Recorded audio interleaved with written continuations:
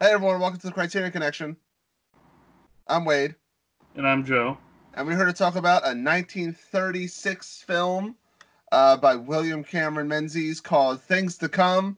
It is based on the novel, the 1933 novel from H.G. Wells called The Shape of Things to Come. And it's been revered as one of the great sci-fi movies of that time. Uh, yeah, it's basically the time period. It starts in 1944 and again goes to about 1984, I believe. No, that's right. I No, it got it. goes I it have it right here. goes yeah, it goes through the 30s into the 40s and then the 60s, the 70s. Yes. Yeah. I think the main where they show the date, it's like Yeah. 1940, late 1960s, late 1970s, and then like 2036. Yeah, it jumps. Yeah. Oh, it doesn't stop. It just jumps. Okay, it's only 30 years. Ah, fuck it. Let's go. Let's screw it. Let's go 100 years into the future.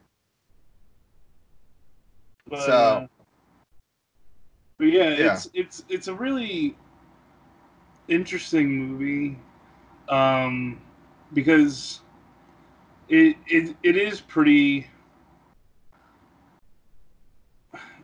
oh god, it's kind of odd to talk about because it's somewhat indicative of golden age sci-fi where they talk about more of like the ideas of things rather than have too much character kind of um, a lot of character development and character driven stories. They're more idea driven, but this one's kind of a weird blend of that, golden age sci-fi and softer sci-fi because it's kind of talking about civilization as a whole as a character rather than any specific characters. I mean there's You know, there's Cabal. yeah, but it's not That's it like though. it's not developing him. It's Yeah, basically using him as uh, uh, a like constant.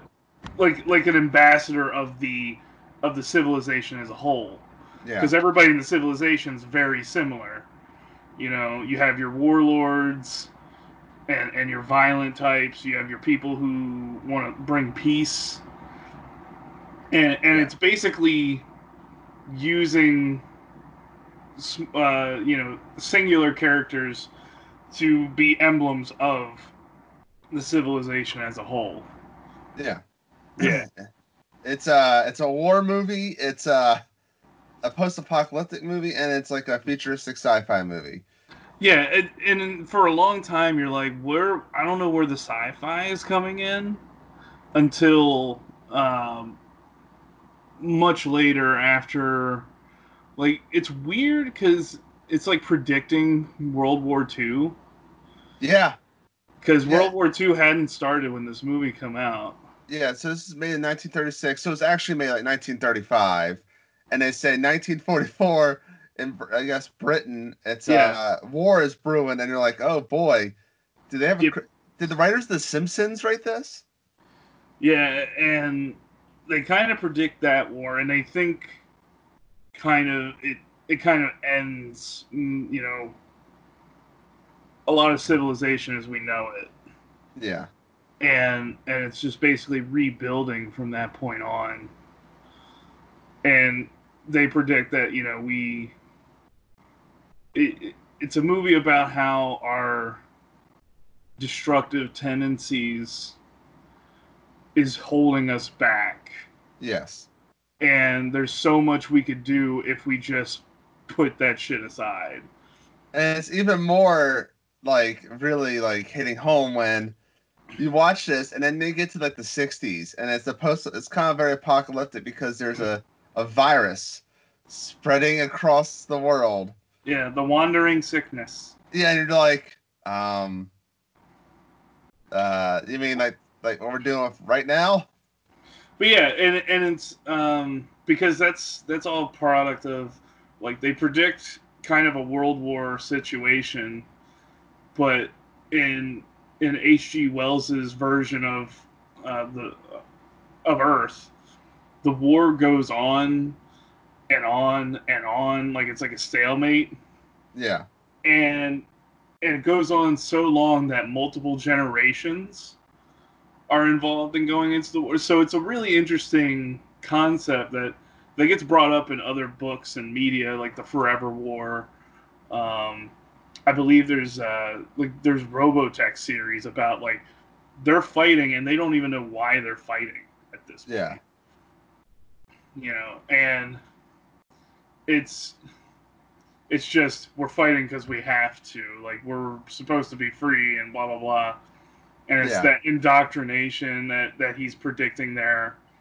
And they eventually develop this bioweapon that causes wandering sickness. And in order to defeat that, humanity devolves some more into violence rather than actually putting towards science and trying to find a cure. It turns out the way to fix this is to have airplanes. A whole bunch. According to the chief. Yeah. The cure is airplanes. They'll solve war. I mean, they're not wrong, but... Well, and the reason he gets obsessed with airplanes is, like, again, they devolve so much that we're now in... Like, that's supposed to be, like, emblematic of, like, tribal era fighting, where it's, like, it's us versus the neighbors. And they're like, oh, those are the hill people. We need airplanes to get above them and take them out. And then we can take their coal and make gas and all that stuff. Yeah. And it's this whole, like, everybody has this, belief that they can work miracles. And then you have the pilot Cabal show back up. And he's the one that reveals, like, there's no miracle cures or anything. We have to work together, and that's what our society is doing. Yeah. And the idea that the airplane, it's used a lot. That's kind of like the, look into the stars kind of thing. Yeah. Like, the future is up there, The idea of that. That's the humans, like, they're rising above. Kind of, like, that's the idea. Yeah. Advancement. Scientific advancement. And planes aren't that old when this movie's made. Yeah. So, yeah, some of the ideas they were having, like, is really interesting.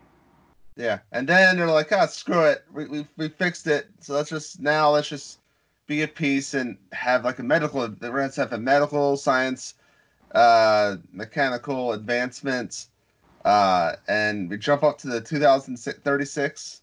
Yeah. Which is 16 years from now. So hopefully we can live underground. But things are being solved and kind of societies are, in a much better place. But again, people have that knack to self-destruct. Yeah. Is what we find.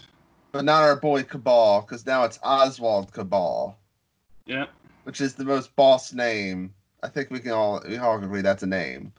It's quite the name. Yeah. And they're like, we're going to go to the moon. We're going to shoot a projectile on the moon. And everyone's like, and some people are like, no. And again, that's such a forward-thinking idea. Yeah. Because the book's written in 33, the movie's made in 36. Nobody has a space program at this point. Like, they just figured out how to put planes in the sky. Yeah. And the fact is, they're thinking beyond that. Like, how do we get to the next, celestial body? Yeah. I think go ahead. Well, I was like, it's been talked about before. Like, there's Méliès's A Trip to the Moon, that talks about it, and I'm sure there's other movies in that era that talks about space travel, and we've had like Jules Verne talk about it in books, but like, just it's such a forward-thinking thought, and to think that a little over 30 years later, we finally do actually reach the moon. Yeah. Yeah, it's one of those like it gets better now, like that you learn history, how it unfolds afterward. Yeah, now we live, and but in reality, in 2020, we believe the world is flat. So yeah, so much, H.G. Wells. I'm so sorry. I'm so sorry. I'm glad you're not alive to see this. People Well, they drinking just made bleach. another Invisible Man movie. Yeah, I mean that's true. That's true, and they did make a Mummy movie. Well, the Mummy is like in the 40s or whatever, but Well, they keep making mummy movies. I know. But this time, Tom Cruise. But yeah, So it what did you personally think about the movie? it takes a while to get into it, but like once things kind of start happening and you see where it's going, I think the movie gets a lot better from like the end of the first act onward. I was not. Uh, if we're being real, I was not really that interested in the movie Hmm. until like the third act. The third, like the set near like the midway point where it's almost like halfway done the second act. Yeah, when things like start really moving, Yeah, is because it's kind of like I was not into this movie in the first half. because it's basically the first half is um the devolving of humankind, and then when Cabal shows up is like the halfway point, and that's where things start getting interesting because you have that second, you have that counterpoint, that people don't have to be this way.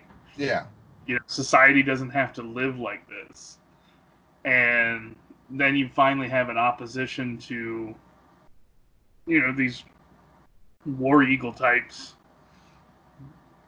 So yeah, I think it's one of those ones.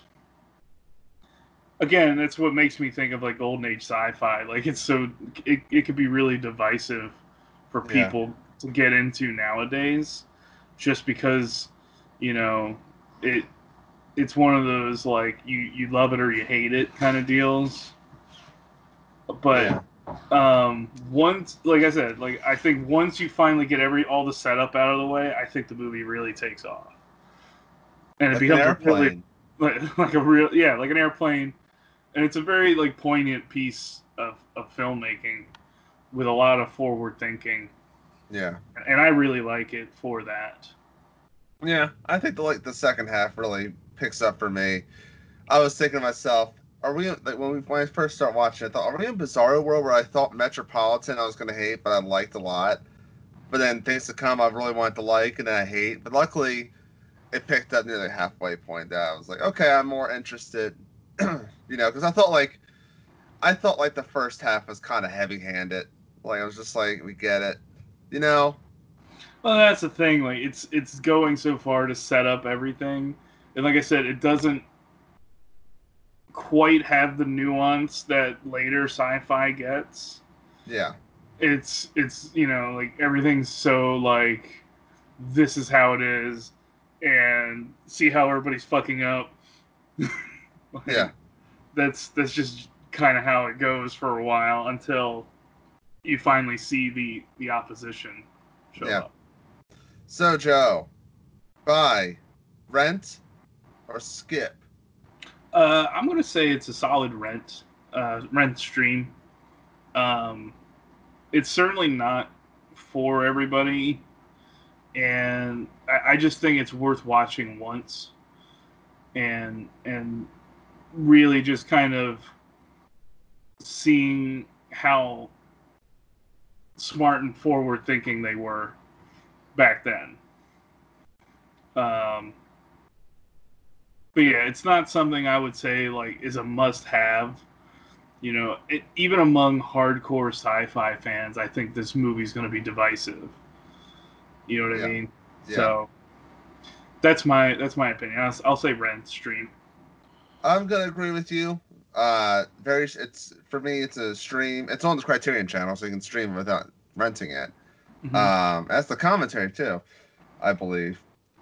But yeah, like I said, I, I, I can't really add. You said it perfectly. I think I can't really add on to it. Like It's worth watching, but like sci-fi, just like this movie, like the plot of this movie, has advanced in its storytelling. Mm-hmm.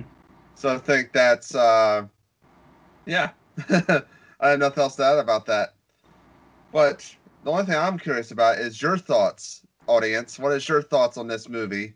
Uh, you know, is there another sci-fi movie that's on the Criterion collection that we have not done yet? We have done a lot of movies, but is there one we have not done yet that we should do? Comment below.